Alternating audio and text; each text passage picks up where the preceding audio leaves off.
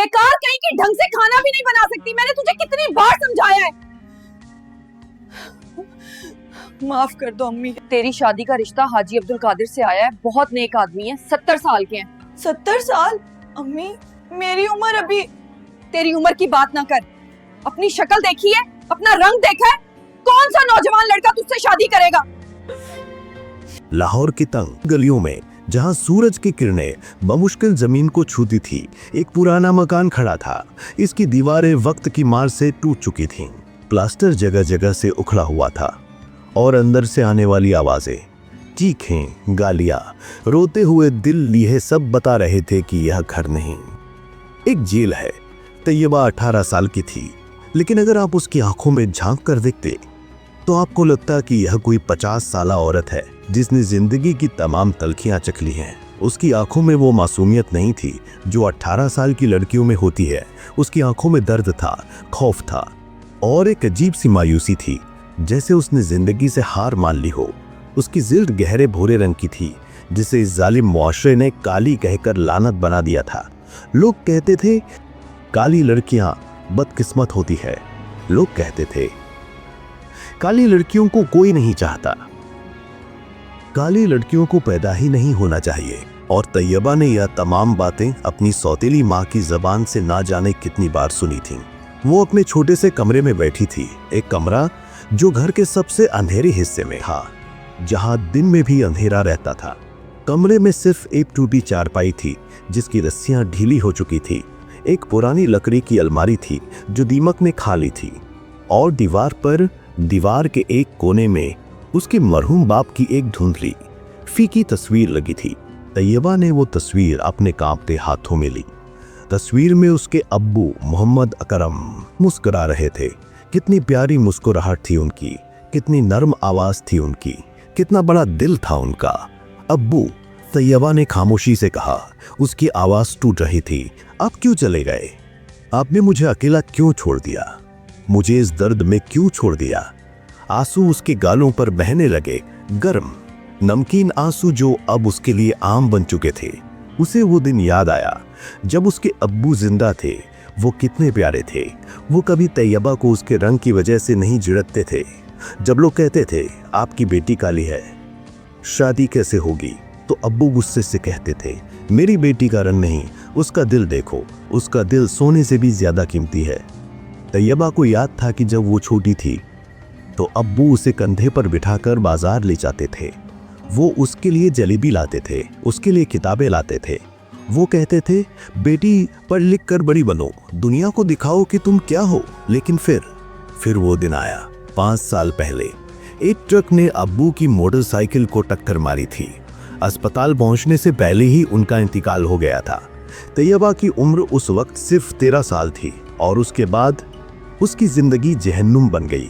नसरीन एक बेवा औरत जिसकी एक बेटी थी, महक। शादी के वक्त नसरीन ने बहुत प्यार दिखाया था। वो तैयबा से कहती थी बेटी मैं तुम्हारी माँ हूँ, तुम फिक्र ना करो। लेकिन यह सब झूठ था। शादी के एक हफ्ते बाद ही नसरीन ने अपना असल रंग दिखा दिया। यह काली लड़की मेरे घर में क्या कर रही है?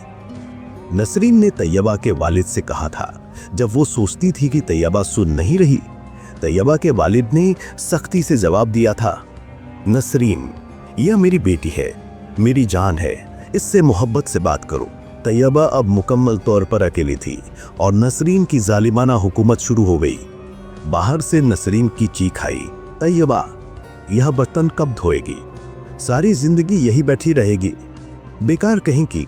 तैयबा ने जल्दी से अपने अब्बू की तस्वीर को अलमारी में छुपाया। नसरीन को यह पसंद नहीं था कि तैयबा किसी चीज से लगाव रखे। वो तेजी से बावर्ची खाने में पहुंची। बावर्ची खाना गंदगी में डूबा हुआ था। बर्तनों का एक बड़ा ढेर था, 3 दिन के बर्तन। क्योंकि नसरीन ने तैयबा को 3 दिन तक कमरे में बंद रखा था सजा के तौर पर, तैयबा खामोशी से बर्तन धोने लगी। उसके हाथ ठंडे पानी से सुर्ख हो गए थे। उसकी उंगलियों में दर्द था, लेकिन वो कुछ नहीं कह सकती थी, क्योंकि जब भी वो कुछ कहती तो नसरीन उसे मारती थी।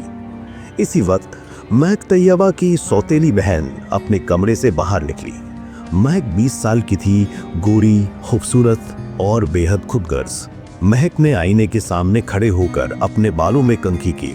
उसने नई लिपस्टिक लगाई, एक चमकदार सुर्ख लिपस्टिक जो नसरीन ने उसके लिए खरीदी थी।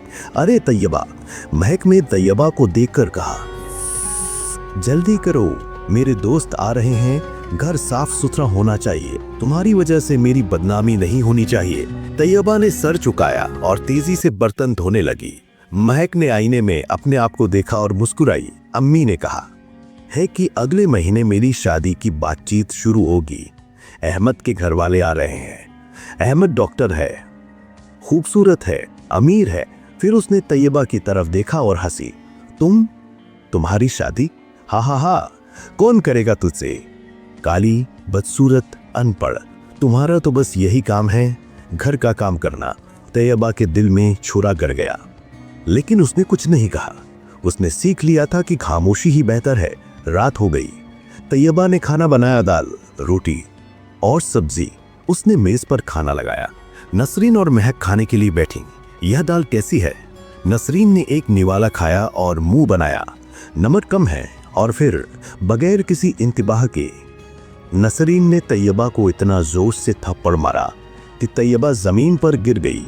बेकार, ढंग से खाना भी नहीं बना सकती, मैंने तुझे कितनी बार समझाया है। तैयबा के कान में सन्नाटा छा गया। उसके गाल पर हाथ का निशान उभर आया।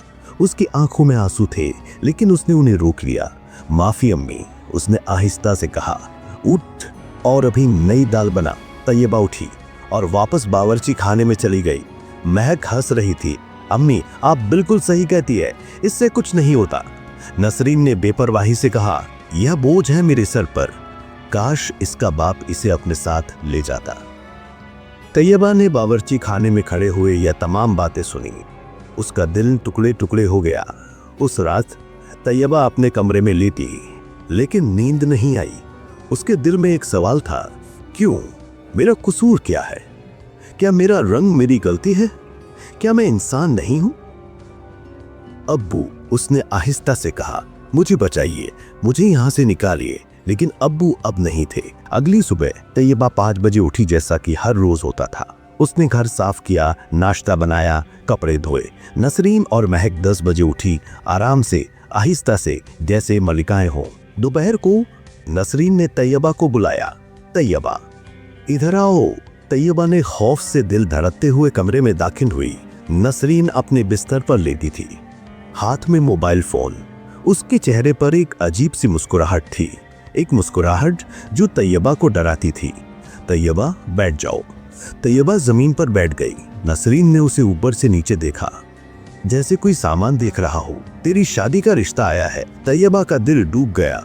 उसकी उम्र अभी सिर्फ 18 थी। का कौन है? उसने हकलाते हुए पूछा। हाजी अब्दुल कादिर। नसरीन ने बेतासीरी से कहा, बहुत नेक आदमी हैं, मजहबी है, नमाज पढ़ते हैं। उनकी उम्र कितनी है? तैयबा ने खौफ से पूछा। 70 साल।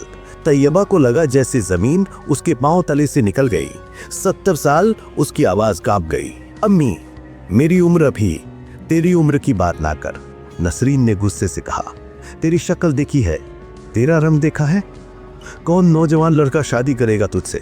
यह बूढ़ा आदमी राजी है, वो अंधा है, तुझे देख भी नहीं सकेगा।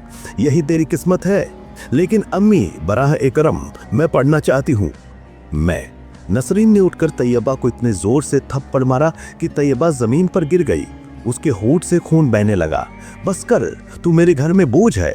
तेरा पेट भरना, तुझे कपड़े देना, यह सब बहुत महंगा है। कम से कम यह शादी हो जाए तो मैं आराम से सांस लूं।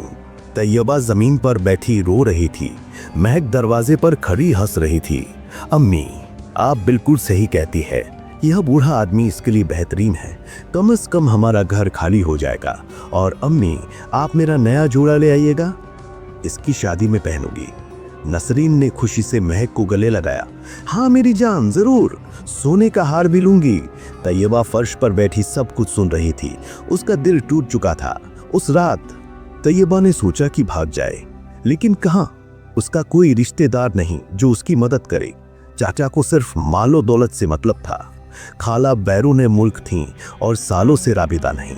और अगर वो भागी तो पुलिस उसे ढूंढ लेगी, मुआशरा उसे बदकिरदार कहेगा। वो फंसी हुई थी। तैयबा की शादी हो गई। कोई मेहंदी नहीं थी, कोई मौसीकी नहीं थी, कोई खुशी नहीं थी। सिर्फ एक सादा सा निकाह घर के एक छोटे से कमरे में, जहां सिर्फ चंद लोग मौजूद थे। तैयबा ने एक पुराना सुर्ख लिबास पहना था, नसरीन का फेंका हुआ पुराना जोड़ा जो उसने कई साल पहले खरीदा था और अब इस्तेमाल नहीं करती थी। लिबास में से पसीने की बू आ रही थी, लेकिन तैयबा के पास कोई और ऑप्शन नहीं था। काजी साहब, एक मोटे बूढ़े आदमी ने निकाह का खुतबा पढ़ाया। निकाह हो गया। हाजी अब्दुल कादिर वहां बैठे थे। वो 70 साल के बूढ़े आदमी थे। सफेद दाढ़ी, सफेद बाल, झुर्रियों से भरा चेहरा। उनकी आंखें बंद थी।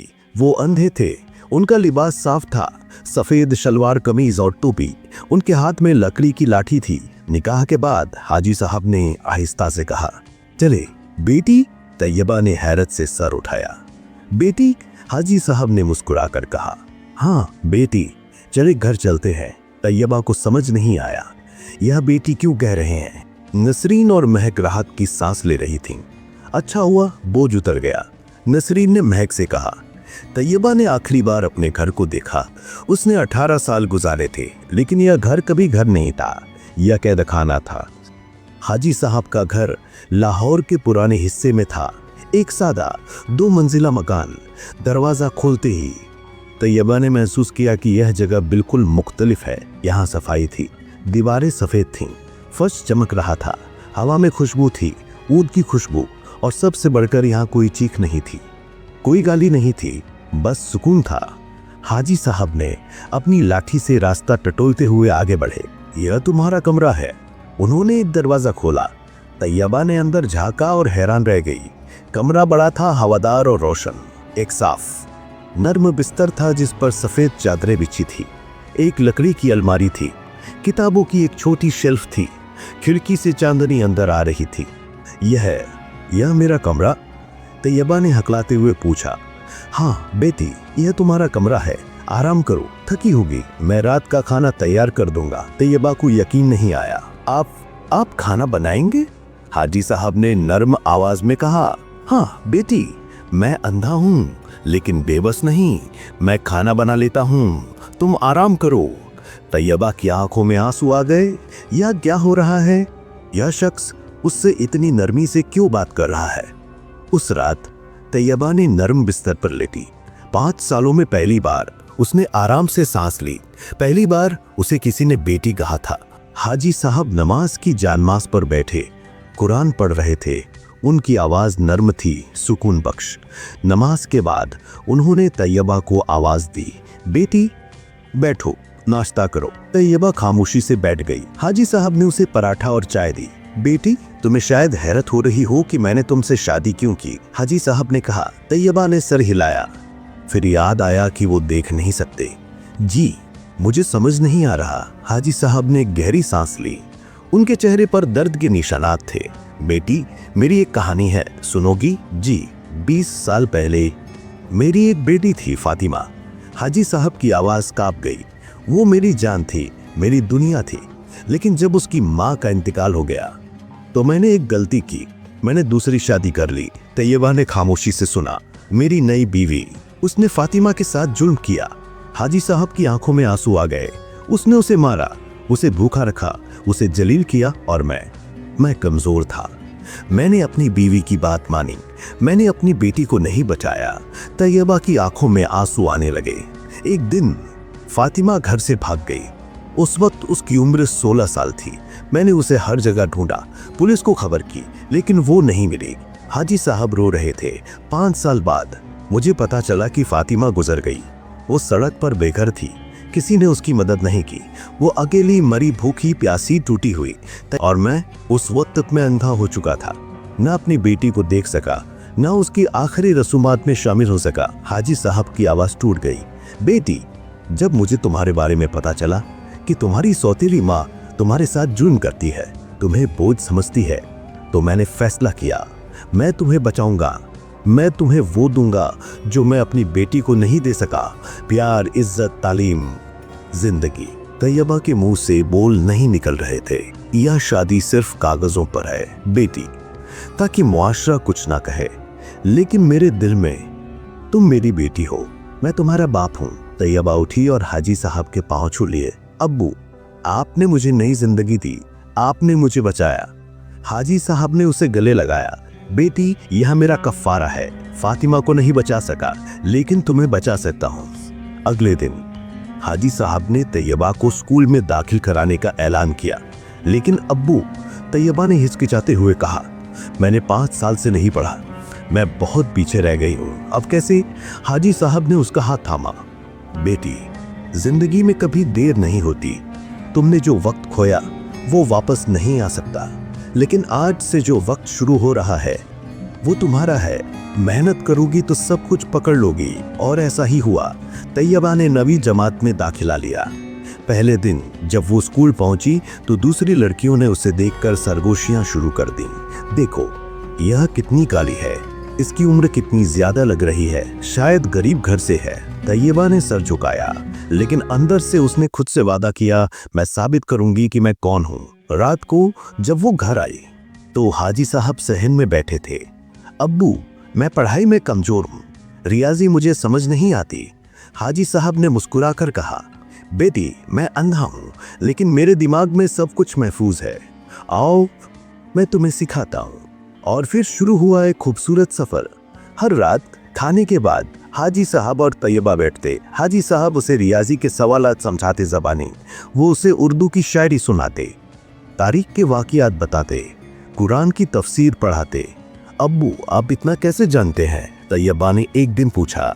बेटी, मैं जवानी में प्रोफेसर था, लेकिन फिर बिनाई चली गई, लेकिन इल्म तो दिल में है, आंखों में नहीं। तैयबा दिन रात मेहनत करती, सुबह 5 बजे उठती, फज्र की नमाज पढ़ती, फिर 2 घंटे पढ़ाई, फिर हाजी साहब के लिए नाश्ता बनाती, लेकिन अब यह मोहब्बत से बनाती थी, मजबूरी से नहीं। स्कूल जाती, वहाँ तवज्जो से पढ़ती, उस्ताद जो कुछ सिखाते उसे नोट्स में लिखती। शाम को घर आकर हाजी साहब के साथ बैठकर लविशन करती, रात 10 बजे तक पढ़ती। लड़कियां जो उसका मजाक उड़ाती थीं आहिस्ता आहिस्ता खामोश होने लगीं, क्योंकि पहले टेस्ट में तैयबा ने क्लास में 3री पोजीशन हासिल की, दूसरे टेस्ट में दूसरी, तीसरे में पहली, और सालाना इम्तिहान में तैयबा ने पूरी स्कूल में 1st पोजीशन हासिल की। जब रिजल्ट आया तो तैयबा घर भागी। अब्बू, अब्बू, मैं फर्स्ट आई हूँ। हाजी साहब ने उसे गले लगाया और आंसू बहाने लगे। फातिमा मेरी बेटी, तुमने कर दिखाया। तैयबा समझ गई अब्बू अपनी पहली बेटी को याद कर रहे हैं। अब्बू, मैं आपको कभी मायूस नहीं करूंगी।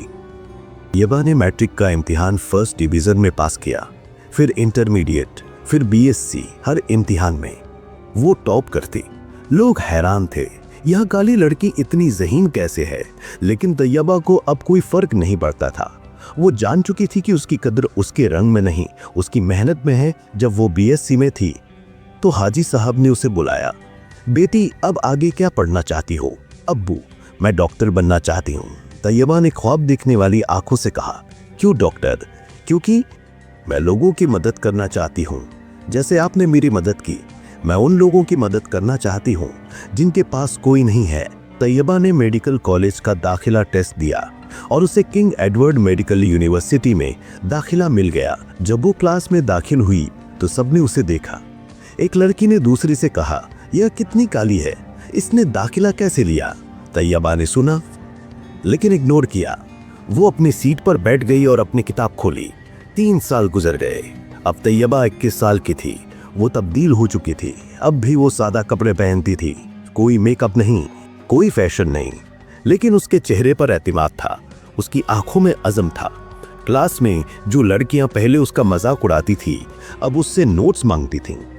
तैयबा और हाजी साहब का रिश्ता दिन ब दिन मजबूत होता गया। सुबह तैयबा हाजी साहब को नमाज के लिए जगाती।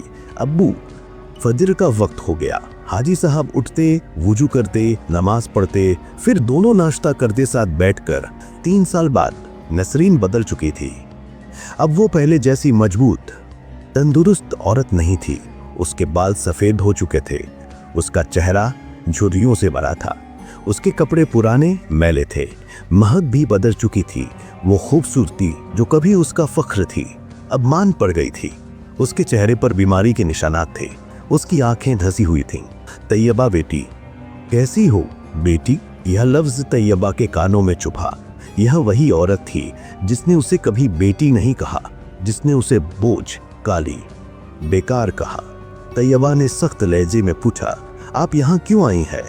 नसरीन के चेहरे पर शर्मिंदगी आई। बेटी, हमें तुमसे बात करनी है। तैयबा, हमें मालूम हुआ कि तुम्हारे शौहर मतलब हाजी साहब बहुत अमीर हैं, उनकी कई प्रॉपर्टीज हैं और उन्होंने अपनी सारी जायदाद तुम्हारे नाम कर दी है। तैयबा को समझ आ गया, यह प्यार नहीं, लालच है।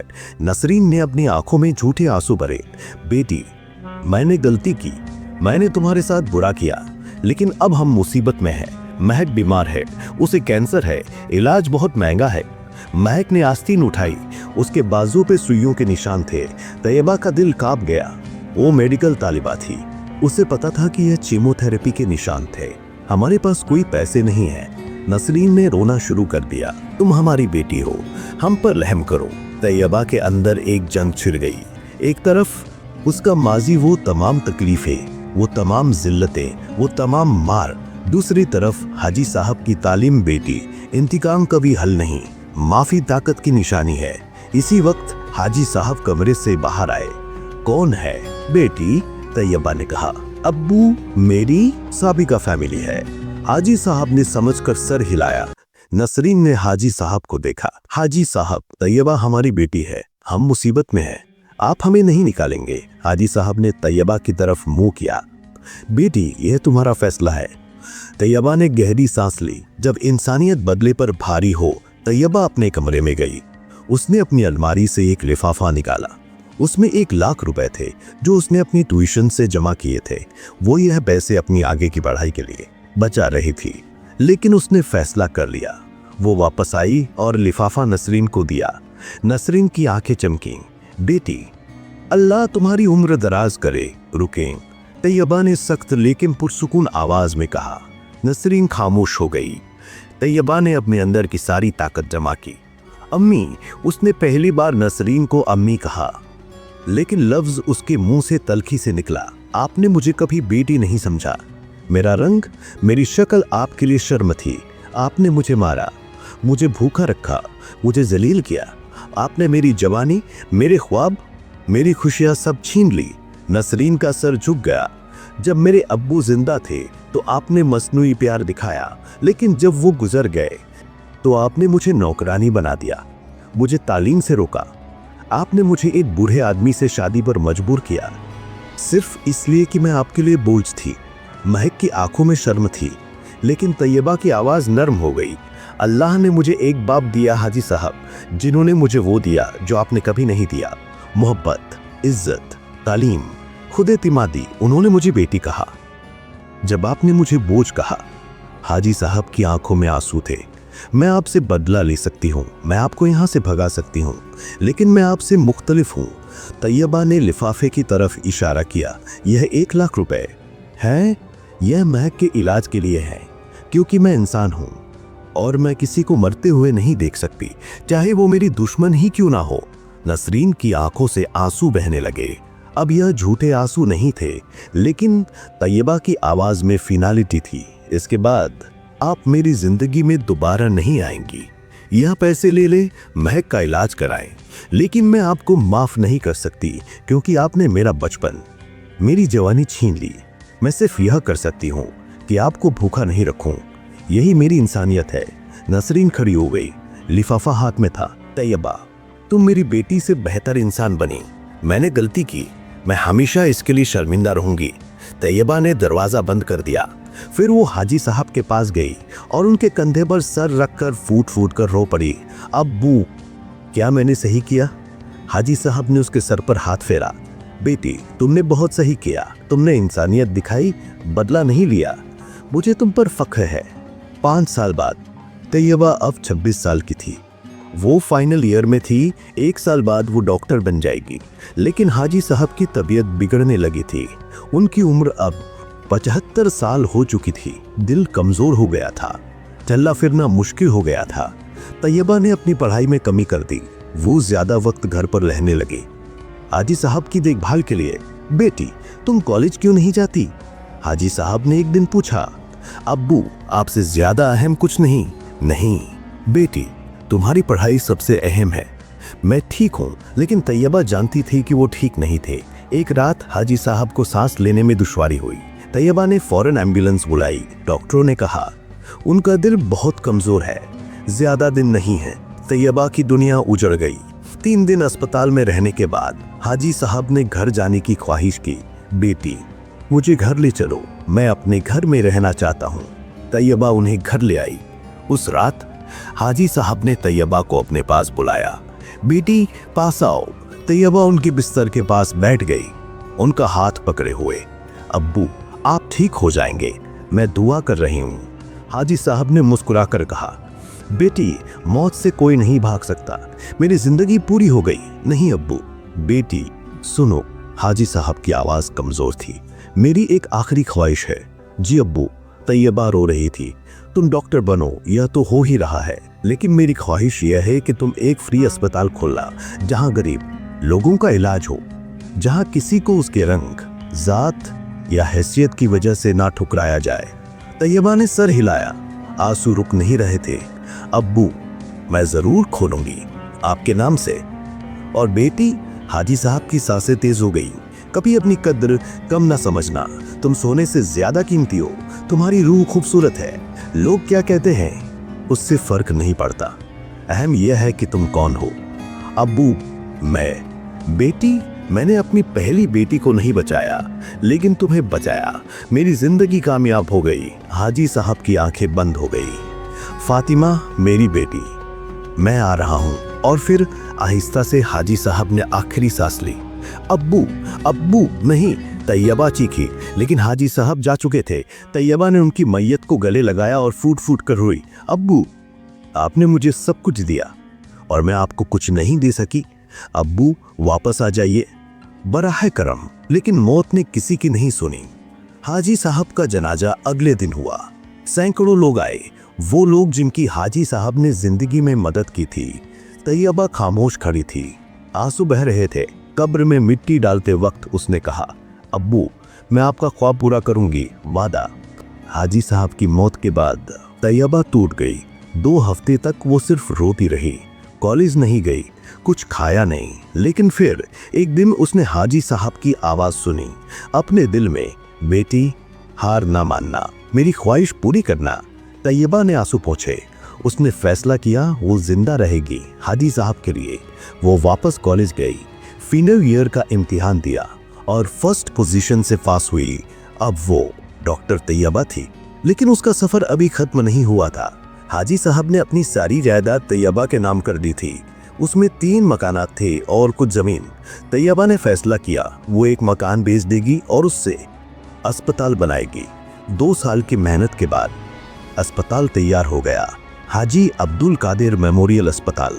अस्पताल के दरवाजे पर बड़े हुरूफ में लिखा था, जहां इंसानियत रंग नहीं देखती, जहां इलाज मुफ्त है, जहां हर इंसान बराबर है। इफ्तिताह के दिन सैकड़ों लोग आए। तैयबा ने फीता काटा, आंखों में आंसू थे। अब्बू, यह आपका ख्वाब था, मैंने पूरा कर दिया। अस्पताल खुलने के बाद तैयबा की जिंदगी बदल गई। हर रोज सैकड़ों मरीज आते, गरीब, बेसहारा, मायूस। तैयबा और उसकी टीम उनका इलाज करते मुफ्त, मोहब्बत से। एक दिन एक बूढ़ी औरत आई, उसकी आंख में मोतिया था। बेटी, मैं गरीब हूँ, मेरे पास पैसे नहीं। तैयबा ने मुस्कुरा कर कहा, अम्मी, यहाँ पैसों की जरूरत नहीं, आपका इलाज होगा। ऑपरेशन हुआ। औरत की बिनाई वापस आ गई। जब उसने तैयबा को देखा तो उसकी आंखों में आंसू थे। बेटी, अल्लाह तुम्हें हमेशा खुश रखे, तुम फरिश्ता हो। ऐसे ही एक दिन एक आदमी अपनी बेटी को लाया। डॉक्टर साहिबा, मेरी बेटी को बुखार है, पैसे नहीं है, मैं मजदूर हूँ। तैयबा ने बच्ची का इलाज किया। जब बच्ची ठीक हो गई तो बाप ने तैयबा के पांव छूने चाहे। नहीं चाचा, यह मेरा फर्ज है। 3 साल बाद तैयबा अब 29 साल की थी। अस्पताल कामयाब चल रहा था, हजारों लोगों का इलाज हो चुका था। एक दिन अस्पताल में एक औरत आई, बूढ़ी, बीमार, अकेली। तैयबा ने उसे देखा और पहचान लिया। नसरीन अब बहुत बूढ़ी हो चुकी थी। उसके बाल मुकम्मल सफेद थे, वो लाठी के सहारे चल रही थी। तैयबा का दिल तेज धड़का। नसरीन ने उसे नहीं पहचाना, उसकी नजर कमजोर थी। डॉक्टर साहिबा, नसरीन ने कहा, मेरा दिल बहुत कमजोर हो गया है, मेरे पास इलाज के पैसे नहीं हैं, तैयबा ने नरम आवाज में कहा। यहाँ इलाज मुफ्त है, बैठे। तो नसरीन ने उसे गौर से देखा। आप कौन हैं? आपकी शक्ल जानी पहचानी लगती है। तैयबा ने कहा, मैं डॉक्टर तैयबा हूँ। नसरीन का चेहरा सफेद हो गया। तैयबा, वो तैयबा मेरी। हाँ, तैयबा ने कहा। नसरीन की आंखों में आंसू आ गए। बेटी, मैं तैयबा ने हाथ उठाया। माजी माजी में रहने दे, आप मरीज हैं, मैं डॉक्टर हूँ, मेरा फर्ज है कि आपका इलाज करूँ। नसरीन का इलाज शुरू हुआ। तैयबा ने उसे मुफ्त दवाइयाँ दी, मुफ्त चेकअप्स किए। नसरीन की हालत बेहतर होने लगी। एक दिन जब वो जाने लगी तो उसने तैयबा का हाथ पकड़ा। बेटी, मैंने तुम्हारे साथ जो किया, मैं उसके लिए माफी चाहती हूँ। मैं जानती हूँ तुम मुझे माफ नहीं कर सकती, लेकिन तैयबा ने कहा, मैंने आपको पहले ही माफ कर दिया, क्योंकि नफरत से जीना बहुत मुश्किल है। महक, वो मुझे छोड़कर चली गई जब मेरे पास पैसे खत्म हो गए, और तुम, जिसे मैंने सताया, तुम मेरा इलाज कर रही हो। तैयबा ने कहा, यही इंसानियत है। अस्पताल में एक 12 साल लड़की आई, उसका नाम जैनब था। जैनब की जिल्द बहुत गहरे भूरे रंग की थी, बिल्कुल तैयबा की तरह। वो डरी हुई थी, रो रही थी। तैयबा ने उसे देखा और फौरन पहचान लिया। यह वही दर्द था जो कभी उसकी आंखों में था। तैयबा ने जैनब के करीब बैठकर पूछा, बेटी, क्या हुआ? कोई तकलीफ है? जैनब ने हिचकियां लेते हुए कहा, डॉक्टर आंटी, लोग कहते हैं मैं बदसूरत हूँ, मैं काली हूँ, स्कूल में सब मुझे चिढ़ाते हैं, कहते हैं कोई मुझसे शादी नहीं करेगा। तैयबा की आंखों में आंसू आ गए। उसने जैनब को गले लगाया। बेटी, सुनो मेरी बात, मैं तुम्हें एक राज बताती हूँ। जैनब ने हैरत से देखा। तैयबा ने कहा, मैं भी काली हूँ, लोगों ने मुझे भी यही कहा। मेरी सौतेली माँ ने मुझे बदसूरत कहा, मुझे मारा, स्कूल से निकाल दिया, मुझे एक बूढ़े आदमी से शादी पर मजबूर किया। जैनब की आंखें बड़ी हो गई। लेकिन आज मैं एक डॉक्टर हूँ, मैं लोगों की जानें बचाती हूँ, मेरा अपना अस्पताल है, और सबसे बढ़कर मैं खुश हूँ। जैनब ने पूछा, लेकिन लोग आपके रंग के बारे में क्या कहते हैं? तैयबा ने मुस्कुरा कर कहा, बेटी, रंग सिर्फ जिल्द का होता है, रूह का कोई रंग नहीं, और रूह से खूबसूरत कुछ नहीं। तुम्हारी मेहनत, तुम्हारा अखलाक, तुम्हारी नेकी, यही तुम्हारी खूबसूरती है। जैनब की आंखों में उम्मीद की चमक आई। वाकई? हाँ बेटी, मैंने सीखा है, लोगों की राय से तुम्हारी कीमत नहीं बनती। अहम यह है कि तुम अपने आप को कैसे देखती हो। पढ़ो, मेहनत करो, अपने ख्वाबों को पूरा करो। तैयबा ने जैनब का चेहरा अपने हाथों में लिया। बेटी, तुम खूबसूरत हो, तुम्हारी मुस्कुराहट खूबसूरत है, तुम्हारा दिल खूबसूरत है, और एक दिन तुम भी कामयाब होगी अगर तुमने हिम्मत न हारी। जैनब ने मुस्कुराकर कहा, आंटी, मैं भी डॉक्टर बनना चाहती हूँ, आपकी तरह। तैयबा ने उसे गले लगाया। बेटी, तुम जरूर बनोगी, और मैं तुम्हारी मदद करूंगी। उस रात तैयबा अपने ऑफिस में बैठी थी। दीवार पर हाजी साहब की तस्वीर लगी थी। उसने तस्वीर को देखा और मुस्कुराई। अब्बू, आपने मुझे जो सिखाया मैं आगे फैला रही हूँ। हर वो लड़की जो टूटी हुई है, जो मुआशरे के जुल्म का शिकार है, मैं उसकी मदद करूंगी। उसने खिड़की से बाहर देखा। अस्पताल की रोशनी चमक रही थी। कितने लोग आते थे यहाँ टूटे हुए, बीमार, मायूस, और कितने लोग वापस जाते थे मुस्कुराते हुए, सेहतमंद उम्मीद के साथ। तैयबा ने आहिस्ता से कहा, साए में भी रोशनी होती है। अगर कोई उसे जलाने वाला मिल जाए, और अगर एक शख्स रोशनी जलाए, तो वो हजारों जिंदगियां रोशन कर सकता है।